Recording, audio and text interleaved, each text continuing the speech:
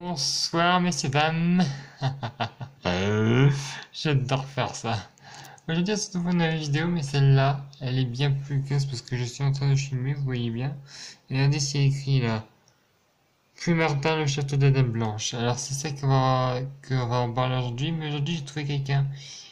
Une personne qui s'appelle Théo Gordy, il va vous le dire en début de vidéo qui il est. Il va vous parler de la légende de la Dame Blanche. Je voulais essayer de faire ça depuis longtemps, j'ai hésité à la faire hier. Mais je l'ai pas fait parce que j'avais pas le temps. Mais aujourd'hui c'est différent. Aujourd'hui on va le faire. C'est parti.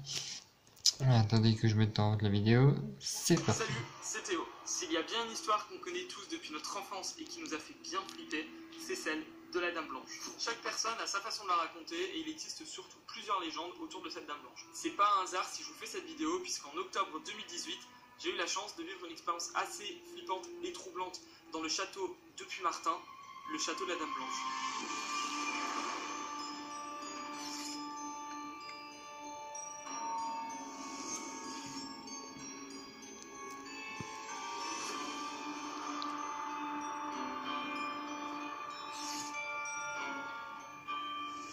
Nous sommes dans le sud-ouest de la France, en Dordogne, à Sarlat-la-Canéda.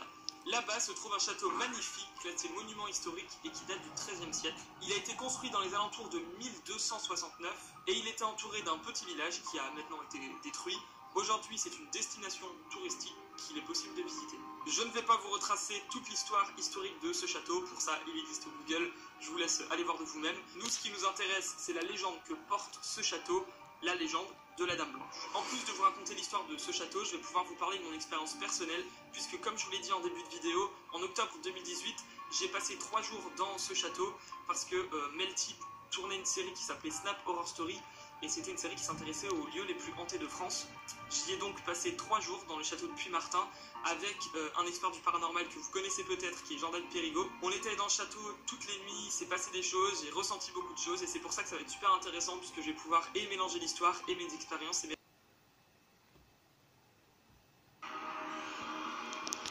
Nous sommes au XVIe siècle. Le seigneur de Puymartin, Jean de Saint-Clar, était marié avec une femme, Thérèse de Saint-Clar. Partant très souvent en guerre loin du château, le seigneur de Saint-Clar avait pour habitude de laisser sa femme Thérèse seule pendant un certain temps dans le château. Alors que le seigneur était absent, sa femme Thérèse a fait la rencontre d'un jeune chevalier des alentours. Elle en est tombée amoureuse et ils ont commencé à vivre une relation qu'ils ont, au fur et à mesure du temps, de moins en moins cachée. Ils en sont arrivés à s'amuser et à faire des choses pas très catholiques, si vous voyez ce que je veux dire. Malchance, Jean de Saint-Clar est revenu plus tôt que prévu. Il tomba nez à nez sur sa femme dans les bras d'un autre homme. Et c'est à partir de ce moment que l'horreur commence. Il était fou de rage et tua le chevalier. Jean de Saint-Clar décida d'enfermer sa femme dans la chambre qui se situait en haut de la tour du château. Quand je parle de chambre, il ne s'agit absolument pas d'une chambre comme on peut la connaître aujourd'hui, mais c'était quelque chose d'extrêmement sommaire. Il l'a donc enfermé, non pas pour un jour, non pas pour 2 jours, non pas pour une semaine, non pas pour 1 an, non pas pour 2 ans, non pas pour 10 ans, mais 15 ans. Thérèse est restée enfermée 15 ans dans une petite chambre où il n'y avait qu'une fenêtre avec des barreaux. La porte d'entrée et de sortie avait été murée pour être sûr qu'elle ne s'enfuit pas. Il y avait simplement un lit très très vétuste, une cheminée pour faire réchauffer ses aliments et du coup les aliments qui arrivaient par une petite trappe au plafond. Imaginez-vous 15 ans de votre vie enfermée dans une si petite pièce. Au-delà d'avoir été enfermée, c'était littéralement une séquestration qu'elle a connue. 15 ans après cette horrible torture, séquestration, souffrance et j'en passe, Thérèse décéda. Et là, encore une fois, je ne sais pas si je dois dire malheureusement ou heureusement. Et comme si ces dernières années n'avaient pas été assez horribles, le seigneur décida d'emmurer le corps de Thérèse dans la tour, afin qu'elle ne quitte jamais le château. Depuis ce temps, elle entrait le château chaque nuit. Elle se promènerait dans l'escalier, dans les pièces du château, dans sa chambre en haut de la tour, et tout ça vêtu d'une robe blanche. C'est de là d'où vient la légende de la Dame Blanche. Je vous le disais, le château est maintenant un endroit touristique parce que c'est pas uniquement un château hanté, c'est aussi un château qui est rempli d'histoire, qui est magnifique, où Vous pouvez le visiter en faisant des visites guidées ou des visites libres. Et beaucoup de visiteurs ressentent une présence, ils ressentent même des touchés durant la visite. Et certains racontent même avoir vu le fantôme de cette dame blanche. Lors de ma visite que j'ai pu faire pendant quelques jours, j'ai pu vivre et voir de mes propres yeux ce que vous venez d'entendre. J'ai pu observer, sentir, toucher, communiquer avec des choses. C'était une toute première pour moi, j'avais jamais eu l'occasion auparavant d'échanger, de communiquer avec des esprits, j'ai pas le matériel, je savais pas comment faire, j'avais très peur de le faire de moi-même, et ça a été une occasion incroyable pour le faire. Ce que je peux vous dire, c'est que dans ce château, j'ai réellement ressenti quelque chose, vraiment quelque chose. Vous savez, un peu comme quand vous êtes dans une pièce seule et que vous avez l'impression que quelqu'un vous regarde alors que vous êtes seul. C'est un peu ce genre de ressenti que j'avais tout au long de mon séjour quand j'étais là-bas. Toujours cette impression d'être observé, mais de ne rien voir. Et rien d'en parler, très honnêtement, ça me remet des frissons parce que j'arrive encore à ressentir ce sentiment, je sais pas, de présence. J'avais l'impression qu'on me regardait tout le temps et j'en ai vraiment des frissons à y repenser. C'était très particulier. Pendant notre séjour, nous, on a justement profité du château la nuit, chose qui n'est pas du tout faisable en temps normal, puisque le château est fermé de nuit, les visites se font uniquement de jour. Donc nous, on était là-bas de nuit, vers 3, 4, 5 heures du matin, et on a pu aller dans des parties qui ne sont pas accessibles au public, qui sont fermées, ou alors qui sont délimitées, vous savez, par des rubans qu'on ne peut pas dépasser. Nous, on a eu cette chance de pouvoir aller vraiment partout pour pouvoir essayer de communiquer au maximum possible. Comme rien ne vaut des images, je vais vous laisser avec quelques petites minutes de ce qui a été filmé là-bas et de ce qu'on a vécu comme expérience là-bas. Donc je vous laisse avec les images, on se retrouve tout de suite après. Bonsoir à tous et bienvenue dans la saison 3 de Snap Horror Story. Début de la visite, c'est parti. On entre dans la salle basse, la salle à dîner pour manger. Tous nos téléphones sont en mode avion. Ouais, on va sortir un appareil qui s'appelle le pod. C'est un petit appareil qui permet de donner la variation de température. Ah ouais, ok. Voilà, on va donner un exemple. Voilà, on va commencer par poser une question. Déjà, on va savoir déjà s'ils sont présents. Wesh. Donc si quelqu'un est avec nous, pourriez-vous faire basculer la baguette de droite vers la droite? Oh ouais. Voilà. Bah ouais, mais bon, tu sais...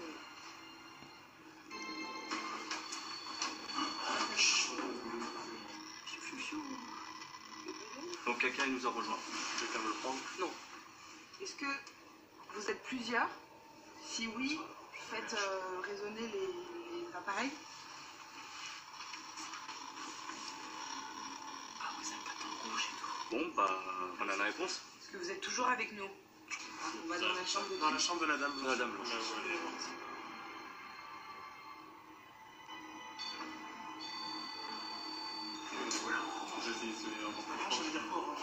veut dire que c'est encore plus près. Souhaitez-vous qu'on monte plus haut? Ah oui, ok, d'accord. Est-ce que vous êtes la dame blanche qui est avec nous depuis tout à l'heure? Si oui, faites réagir les appareils qui sont par terre, s'il vous plaît. Est-ce que vous vous sentez triste? Si oui, est-ce que vous pouvez faire réagir les appareils?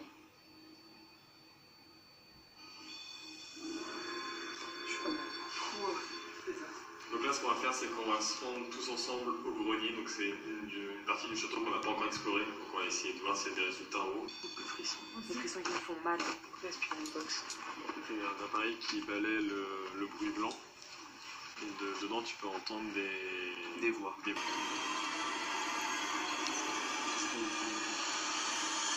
Bon, voilà, c'était une petite partie rapide de ce qui s'est passé là-bas. Les épisodes en entier seront en barre d'infos si vous voulez les voir.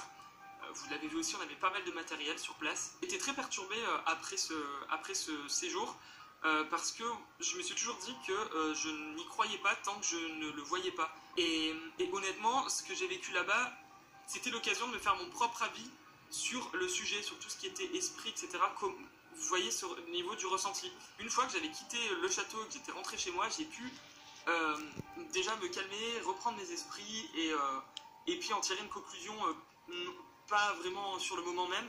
Et ce que j'en ai conclu, c'est que j'ai clairement ressenti des choses et qu'il y avait bel et bien des choses qui se passaient dans ce château. J'ai vraiment ressenti une présence. Et c'est d'ailleurs aussi à partir de ce moment que j'ai cru à 1000% aux entités, aux phénomènes paranormaux, parce que j'ai pu le vivre en fait, j'ai pu le voir.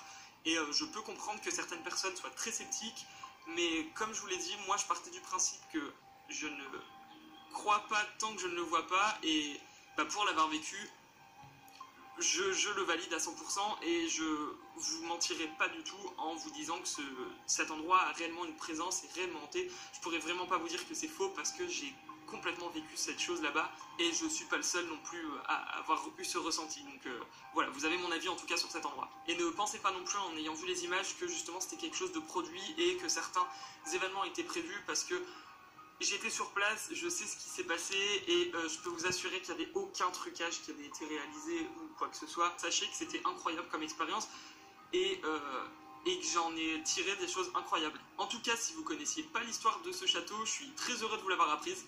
La France, elle est remplie d'endroits incroyables, d'endroits où il y a des phénomènes inexpliqués qui se sont produits, où il y a des histoires incroyables, et je suis super heureux qu'on puisse. Maintenant, à vous de vous rendre sur place pour vous faire votre propre idée et peut-être ressentir la présence de la Dame Blanche. Merci d'avoir regardé cette vidéo, c'était Théo Gordy, à bientôt.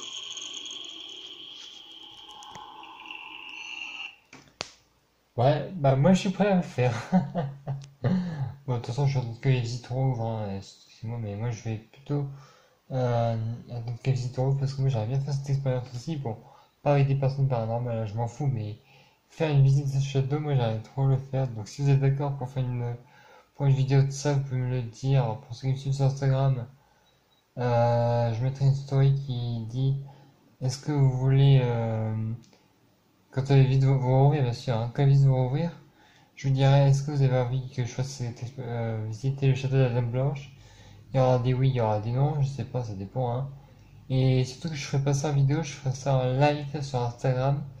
Donc je vous donnerai l'heure où je pourrai faire ce live. Donc voilà, je vous dis à la prochaine pour une prochaine vidéo. À la prochaine vidéo, super. Et ben voilà, maintenant à vous de dire que les vidéos seront ouvertes si vous avez envie de voir ce live. Si vous avez envie d'avoir un live. Sinon, s'il y a beaucoup de non, je ne ferai pas. S'il y a beaucoup de oui, je le ferai. Et je suis sûr de le faire. Je le ferai pas en live si quelqu'un ne veut pas voir. Et s'il y a beaucoup de oui, je le ferai en live. Allez, à plus ou moins. Bye bye.